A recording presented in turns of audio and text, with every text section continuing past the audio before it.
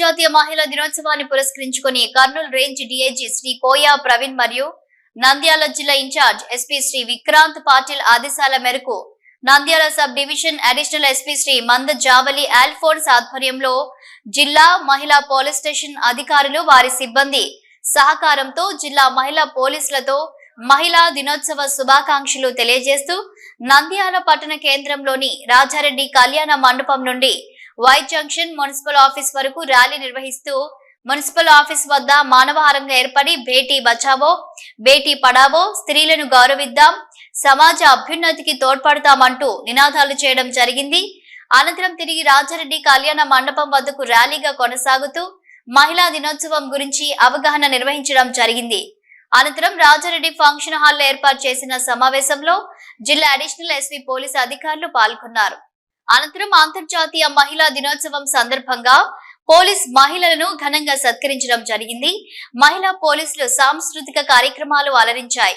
ఈ సందర్భంగా additional SP Shri Manda Javali Alphonse మాట్లాడుతూ నేడు మహిళలు అన్ని రంగాలలో ముందంజలో ఉన్నారని, రాజకీయ రంగమైన కళారంగమైన డాక్టర్లుగా ఇంజనీర్లుగా కలెక్టర్లుగా ఉంటూ తమ విధులను ఉన్నతంగా నిర్వర్తిస్తున్నారని అన్నారు. తల్లిదండ్రులు లింగభేదం పాటించకుండా ఆడమగ పిల్లలను సమానంగా చదివించి వారికి అభిరుచి ఉన్న రంగంలో తరఫీదులను అందించాలని కోరారు. కేంద్ర రాష్ట్ర ప్రభుత్వాలు నేడు మహిళా సాధికారత కొరకు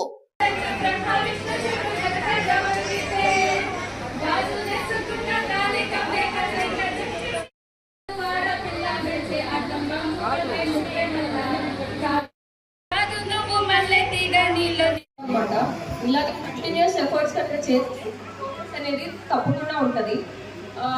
మెయిన్గా విమెన్ మనం జనాభాలో చూసుకుంటే 50% విమెన్ 50% మెన్ ఉన్నాము జనాభా లెక్కల ప్రకారం. కాకపోతే రిప్రజెంటేషన్ చూసుకుంటే ఆర్గనైజేషన్స్లో కానీ, వర్క్ స్పేస్లో కానీ, లేకపోతే హైయర్ ఎడ్యుకేషన్ ఇన్స్టిట్యూషన్స్లో కానీ విమెన్ రిప్రజెంటేషన్ అనేది ఈక్వల్గా ఉండట్లేదు. సో ఇలాంటివి మనం ఫర్దర్గా విమెన్ రిప్రజెంటేషన్ పెంచడానికి కానీ, లేకపోతే జెండర్ ఈక్వాలిటీ మనం గెలుచుకోవడానికి కానీ 3 సిగ్నిఫికెంట్ థింగ్స్ ఉంటాయి. ఒకటేంటంటే మన మీద మనకి ఆత్మవిశ్వాసం ఉండాలి. మనకి ఏంటంటే జెండర్ స్టీరియోటైపింగ్ అనేది జరుగుతూ ఉంటుంది.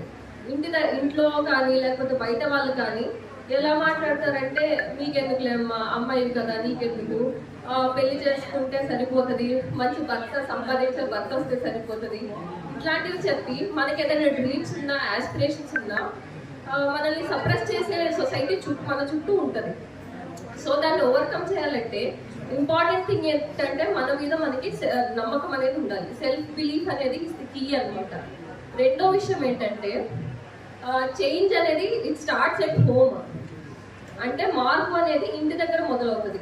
ఇప్పుడు మీరు అందరూ కూడా చాలా మంది మ్యారీడ్ విమెన్ ఉండుంటారు అండ్ మీ అందరికీ పిల్లలు ఉండుంటారు. దానిలో ఆడపిల్లలు మగపిల్లలు ఇద్దరు ఉండుంటారు. మీరు వాళ్ళకి ఎట్లా పెంచుతున్నారు అనేది చాలా ఇంపార్టెంట్ అనమాట. ఇప్పుడు మన గ్రాండ్ పేరెంట్స్ జనరేషన్ నుంచి లేకపోతే మన పేరెంట్స్ జనరేషన్ నుంచి చూసుకుంటే ఇప్పటికీ సిగ్నిఫికెంట్ చేంజ్ అనేది వచ్చింది. కానీ ఫర్దర్గా ఇంకా ప్రోగ్రెసివ్ సొసైటీ మనం చూడాలనుకుంటే మెయిన్గా ఇంట్లో అనేది చేంజ్ అనేది స్టార్ట్ అవ్వాలి. ఎట్లా అంటే ఫర్ ఎగ్జాంపుల్ అమ్మాయి అబ్బాయి ఉంటే అబ్బాయిని మనం ఫ్రీగా వదిలేస్తాం, వాడు అబ్బాయి కదా తిరిగేసి వస్తాడు ఏముంది అని. ఇంట్లో పని ఏం చెప్పము, ఎందుకంటే అబ్బాయి కాబట్టి. అదే అమ్మాయిలు అయితే అమ్మాయి కాబట్టి ఇంటి పని నేర్చుకోవాలి ఇలా చెప్తాం. సో ఈ స్టీరియోటైపింగ్ అనేది చేయకూడదు.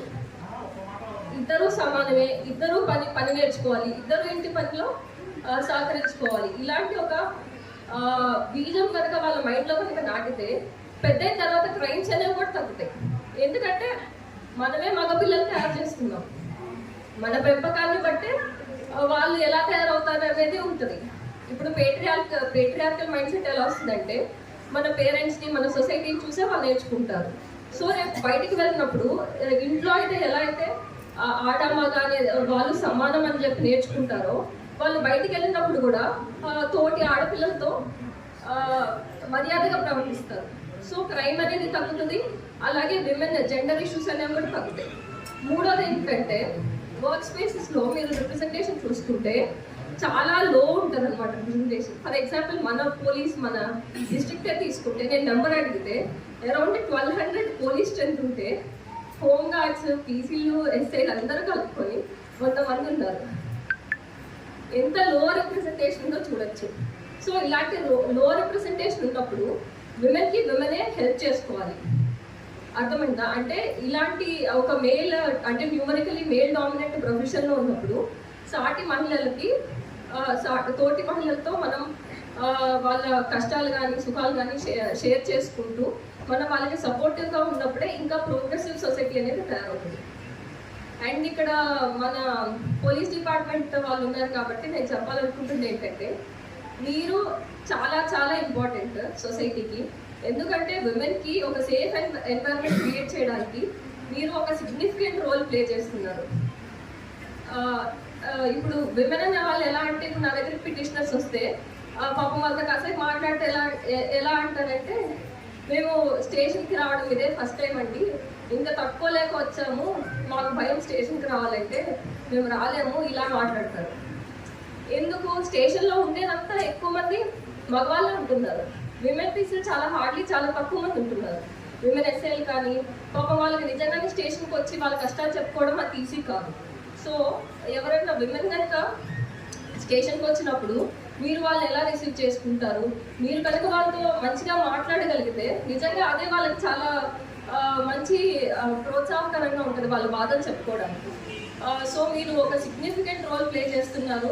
అండ్ ఒక మేల్ డామినేటెడ్ ప్రొఫెషన్లో మీరు ఇంతకాలం సర్వీసెస్ అందించడం కూడా చాలా చాలా హ్యాట్స్ ఆఫ్ మీకు, అది కూడా చెప్పాలనుకుంటున్నాను. అండ్ మిమ్మల్ని స్ఫూర్తిగా తీసుకొని ఇంకా చాలా మంది కూడా ఇంకా ఈ ప్రొఫెషన్లోకి ఎంటర్ అవుతారు. అలానే మొదలవుతుంది చేంజ్ అనేది. సో అది గుర్తుపెట్టుకోండి, మీరు చాలా రెస్పాన్సిబుల్ పొజిషన్లో ఉన్నారు అండ్ ఒక సెల్ఫ్లెస్ జాబ్ కూడా చేస్తున్నారు. It's not easy to balance. ఇంటి దగ్గర పనులు ఇది రెండు బ్యాలెన్స్ చేయడం చాలా చాలా కష్టం. బట్ స్టిల్ బ్యాలెన్స్ చేసుకుంటూ మీరు ఇంత ముందుకు రావడం చాలా చాలా అభినందనదాయకం.